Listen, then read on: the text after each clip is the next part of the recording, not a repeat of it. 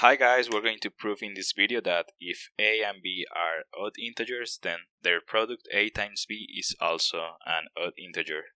For this, we're going to use a direct proof. In this case, this consists of if we have p, then we have q. Okay, so we have to do two things. We have to assume p, and we need to show that q is true. In this case, we can see that p is this statement. Here, a and b are odd integers.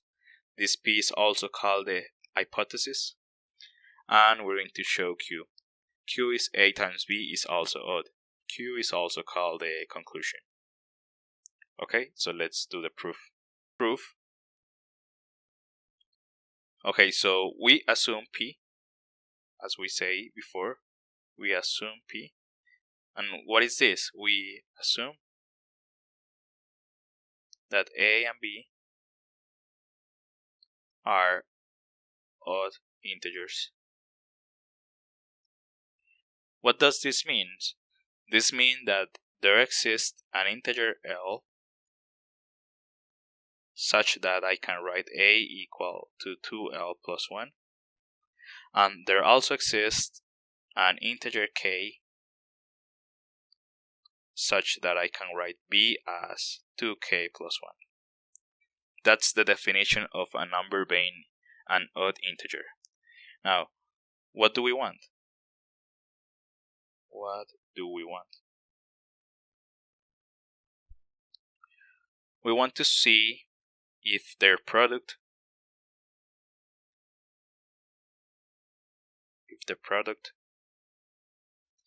a times b is also odd.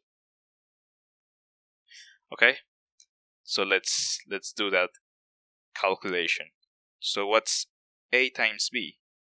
A times b, if you remember, a is equal to this and b is equal to this by their definition of odd integer. So we're going to replace that here.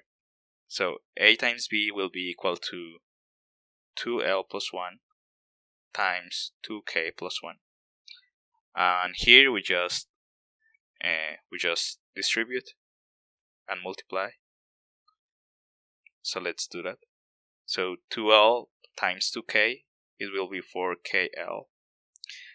2L times 1, 2L, plus 2k times 1, 2k, and 1 times 1 will be 1. Okay, so we have this, and here we can factor out a 2 of this part. We can factor out a 2. So it will be 2 times 2kL plus L plus k, and we leave this one outside. And as we can see, we have this remaining here inside. So we can say that this is another integer s, and we're going to see why this is an integer.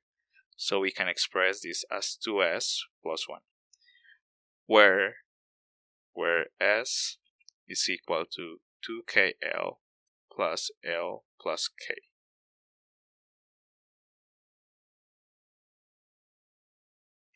Okay, we got this, and we also know that s is an integer, and this is because the product